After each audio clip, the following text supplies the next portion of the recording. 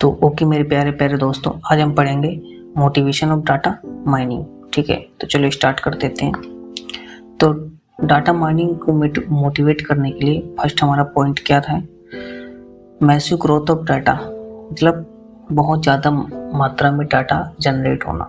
ठीक है, जनरेट होने का रीज़न क्या है? रीज़न ये है कि जो हमारी मॉडर्न ऑर्गेनाइजेशन है वो बहुत ज़्यादा डेटा जनरेट कर रही हैं। किसके through? Business transaction, sensor, IoT, weblogs और बहुत सारी चीज़ें जैसे कि सोशल मीडिया वगैरह हो गई। यहाँ इनसे बहुत ज़्यादा डाटा जनरेट होता है तो उन्हें वो स्टोर करके रखती हैं। तो इससे प्रॉब्लम क्या होती है? प्रॉब्लम ये हुई कि डाटा बहुत ज़्यादा होने के कारण मैन्युअली उसे एनालाइज नहीं कर सकते हैं। मतलब कोई एक आदमी बैठ के उन्हें उसे एनालाइज करे कि ये डाटा से क्या क्या इंफॉर्मेशन निकल पा रही हैं, ऐसा होना पॉसिबल नहीं है। ठीक है, बहुत ज़्यादा डाटा है, पेटाबाइट में, गीगाबाइट में इतना ज़्यादा डाटा है। तो इसी वजह से क्या हुआ, एक ये पॉइंट निकल के आया कि मैसिव डाटा होने के कारण इससे हमें जो डेटा माइनिंग है उससे को बढ़ावा मिला। ठीक है, वो इंडस्ट्री में अपना कदम रखी डेटा माइनिंग इतना ज़्यादा डाटा होने की वजह से। ठीक है, क्योंकि कहते हैं ना कि जो हमारी नीड है, ज़रूरत थी, नए नए आविष्कार, नए नए खोज की जननी होती है ज़्यादातर। क्योंकि और लोग ये भी कहते हैं, ऐसा ही भी कहते हैं कि क्यूरियोसिटी भी होती है, जानने की इच्छा भी होती है, जो कि नई नई चीज़ों को जन्म देती है। और ज़रूरत तो होती है, जो जन्म देना ही पड़ता है नई चीज़ों को। नई चीज़ें मतलब ज़रूरत आ गई तो तुम्हें ऑप्शन ढूंढने पड़ेंगे ना, कैसे ये चीज़ें प्रॉब्लम को टैकल कर सकते हैं। तो एग्जाम्पल के तौर पर देख लेते हैं। अमेजोन जनरेट करता है petabytes of customer purchase history. Without data mining it impossible to find buying pattern. मतलब अमेजोन के पास बहुत ज़्यादा डेटा है, जैसे कस्टमर की हिस्ट्री वगैरह हो गई परचेज की, तो बिना डेटा माइनिंग के पॉसिबल नहीं है कि हम लोग उससे बाइंग पैटर्न निकाल सकते हैं। बाइंग पैटर्न मतलब कि कोई कस्टमर क्या खरीद रहा होता है। अगर एक चीज़ खरीदते हैं जैसे कि साबुन, तो क्या वो तेल खरीद रहा है कि नहीं खरीद रहा है, जितनी भी चीज़ें हैं बहुत सारी बाइंग पैटर्न इसे बोलते हैं। ठीक है, दूसरा पॉइंट है हमारा हिडन वैल्यूएबल इंफॉर्मेशन।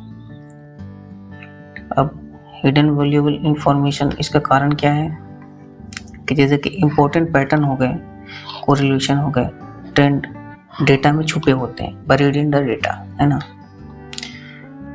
डेटा में बहुत ज़्यादा डेटा रहता है, उसमें बहुत सारे पैटर्न, नॉलेज हमें छिपी हुई रहती है।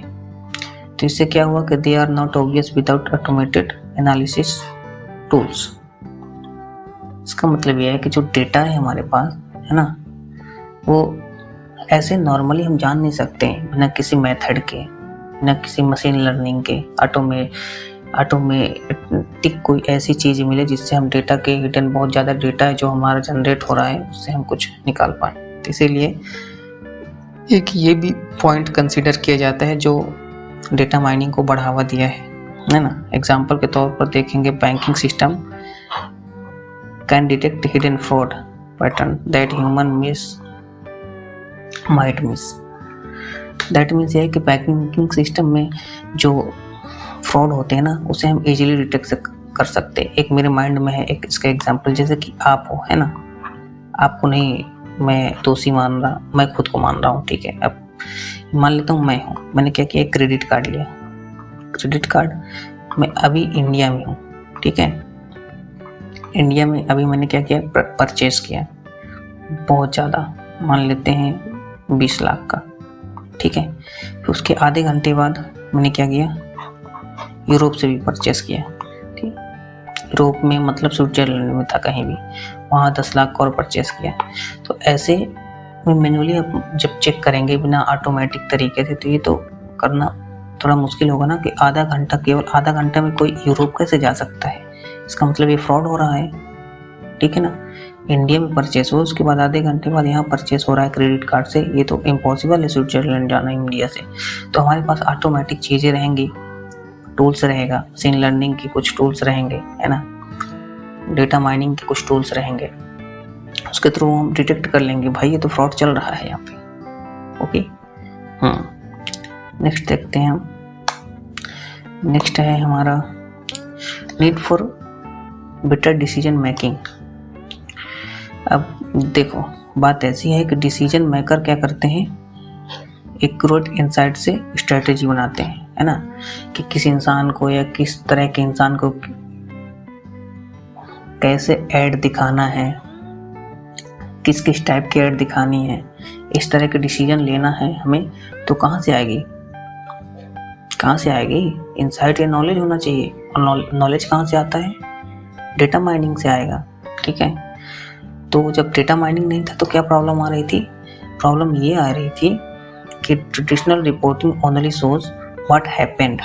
ठीक है, तब जो पहले के तरीके थे उससे हम ये पता कर पा रहे थे कि क्या हो रहा है। ठीक है, दिसंबर में इतनी सेल हुई है, उससे हम ये नहीं पता कर पा रहे थे कि क्यों हो रहा है और क्या होने का ये आगे चांसेस है कि नहीं, और व्हाट विल हैपन मतलब क्या होने का चांसेस है आगे। पर जब हमारे पास डेटा माइनिंग आ गई तो उससे क्या हुआ कि क्या हो रहा है ये तो हमें पता ऑब्वियस चल ही जाता है, क्यों हो रहा था ये भी हम पता कर पाते हैं, और कितना चांसेस है ये आगे होने का कोई चीज़। जैसे कि हमारे पास क्या है कि दिसंबर के महीने में कोई एक तरह की प्रोडक्ट बहुत ज़्यादा बिकता है, तो ये क्यों बिकता है ये भी पता चल गया। ठीक है, डेटा माइनिंग के थ्रू। अब क्या अगले आने वाले दिसंबर में ये बिकेगा, ये भी हम कुछ हद तक पता कर सकते हैं। एग्जाम्पल के तौर पर देख लो, retail stores can use association rule mining to decide product placement, beer and diapers pattern, है ना। यही है कि रिटेल स्टोर क्या किए हैं, इन्होंने एक एसोसिएशन रूल लगाया। ये रूल होते हैं डेटा माइनिंग के, आगे पढ़ेंगे हम, कोई बात नहीं। ठीक है, और डिसाइड किया कि प्रोडक्ट का प्लेसमेंट क्या होगा, जैसे बियर और डायपर्स के थ्रू। ये समझना आया तो जो मैंने पुराना भी समझाया थोड़ा सा टाइम पहले, इसी का एक लेमन लैंग्वेज में वो समझ लो आप।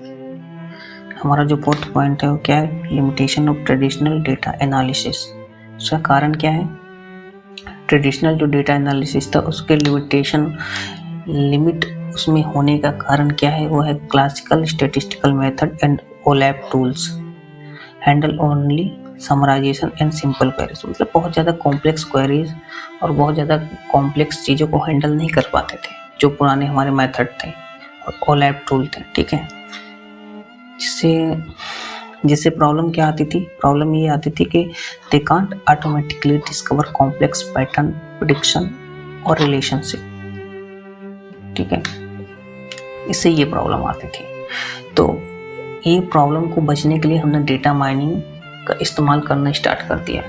क्या हुआ, हमें कोई ऐसी टूल चाहिए थी जो ऑटोमेटिकली अपने आप क्या डिस्कवर करके दे, नॉलेज, डाटा से नॉलेज, पैटर्न, प्रेडिक्शन मतलब क्या ये कुछ चीज़ें हो सकती हैं आगे फ्यूचर में कि नहीं हो सकती है, और रिलेशनशिप। ठीक है, रिलेशनशिप मतलब वो वाला रिलेशनशिप नहीं जो घरों में चलता है, नहीं, ये वाला रिलेशनशिप के हमारे जैसे कि हम ब्रेड बेच रहे हैं। ठीक है, तो फिर हमारा ब्रेड के साथ साथ क्या बेचा रहा है, दूध, मिल्क भी सेल हो रहा है, ये वाला रिलेशनशिप।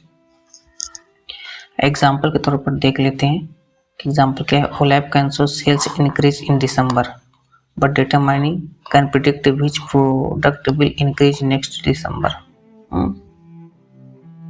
वही है कि ओलैप जो सिस्टम है, ओलैप जो मेथड है, ओलैप जो चीज़ है वो क्या दिखाती है हमें, sales increase in December.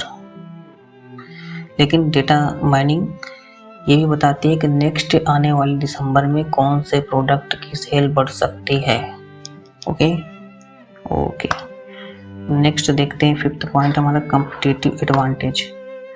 Organisation that mine data effectively can outperform competitors. का मतलब ये है जो ऑर्गेनाइजेशन है हमारे पास, जो डेटा माइनिंग का इस्तेमाल करती हैं वो अपने कंपटीशन में आगे निकल जाती है अपने कंपटीटर से। जैसे कि समझ सकते हो यार, उसके पास डेटा है ना, अगर डेटा है तो उससे पुरानी चीज़ें भी पता चल रही है कि कौन सी चीज़ें में लोग ज़्यादा इंटरेस्ट दिखा रहे हैं, है ना, कौन से इंटरेस्ट पहले कितना था कितना हो गया है। अब बढ़ भी रहा है कि नहीं बढ़ रहा है, इस चीज़ का प्रिडिक्शन लगा सकते हैं, उस हिसाब से वो स्ट्रेटजी को प्लान कर सकते हैं। बस इसका एग्जांपल यही है कि नेटफ्लिक्स को देख लो आप, वो आपको मूवीज दिखाता है ना, आपको एंगेज करे रखने के लिए, वो आपको सजेशन देता है ना कि ये मूवीज देख लो, वो मूवीज देख लो। कहाँ से देता है? आपके जॉनर से। आपने जैसे कि हॉरर मूवीज देखी है अच्छी रेटिंग की, तो अच्छी रेटिंग की और बहुत सारी हॉरर मूवी को आपको सजेस्ट करेगा कि ये भी देख लो, ये भी देख लो। अब देखते ही रह जाओ, देखते ही रह जाओ, उसकी सेल बढ़ती रह जाएगी। छठवां पॉइंट है cost effective data storage and processing. मतलब ये सस्ता भी है ना, कॉस्ट इफेक्टिव है डेटा स्टोरेज और processing. Storage technology and distributed computing जैसे कि हडूप हो गया, स्पार्क हो गया, make it feasible to store and processing massive data set. यही है कि बहुत ज़्यादा सस्ता है टेक्नोलॉजी, स्टोरेज के टेक्नोलॉजी जो है, डिस्ट्रीब्यूटेड कंप्यूटिंग जो है बहुत ज़्यादा सस्ता है। इस वजह से इसे हम आसानी से इस्तेमाल कर भी सकते हैं। ऐसा नहीं कि हमारे पॉकेट में बहुत ज़्यादा भारी वजन आएगा, नहीं। और इससे क्या हुआ है? इससे ये हुआ है कि make large scale mining possible at reasonable cost. वही है कि इससे यही हुआ कि बहुत ज़्यादा बड़े बड़े जो डेटा हैं, सेट हैं, जो लार्ज अमाउंट में डेटा है, उसे हम बहुत ही कम प्राइस में क्या कर सकते हैं?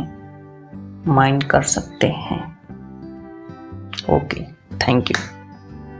तो चलो दोस्तों रखते हैं, मिलते हैं नेक्स्ट वीडियोज़ में।